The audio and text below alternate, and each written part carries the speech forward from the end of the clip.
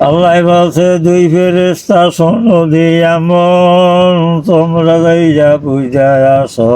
আমার দোস্তের মন মন বুঝিতে যাইবে তোমরা সমুদ্র মাজার একটা হবে ঘুঘু পাখি একটা হবে বাস ঘুঘু চলবে আগে আগে বাস যাবে পিছে ঘুঘু যাইয়া পলাইবে দয়াল নবী আমার ভিতরে এমন সময় বাস পাখি হইল তাই শোনো শোনো শোনো নবী শোনো সমাচার তোমার দামার মধ্যে পলাইয়াছে আরটি আমার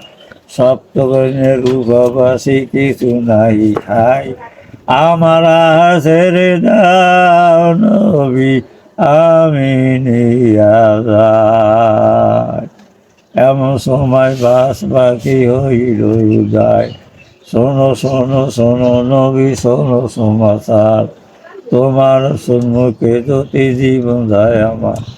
আল্লাহর নদীকে তুমি হবা গুনাহগার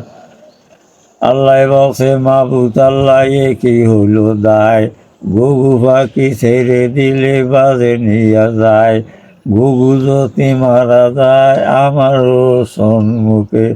তোমার নদীকে আমি হব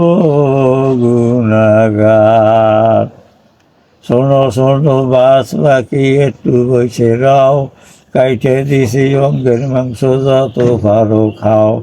এই বলিয়া দয়াল নবী চাকু নিল হাতে এমন সময় দুই ফেরেশতা দাঁড়াইল ডাইনে বামে সালাম জানাইয়া তারা রোয়ানা হইল আল্লাহ বলছে ইসমাইল নবী সপ্তাহ চলে যাও বিবি হারার ঘরে তুমি জন্ম নিয়ে লও দোষকে দিয়াছি আমি উম্মতেরই ভার তোমার দিয়া করব আমি কাবাগার তোয়া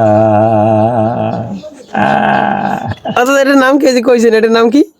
এটার নাম কি কেরসা না কবিতা না গল্প কি এটার নাম কি জারি জারি ও জারি ভালো একটা লাইক করে দেন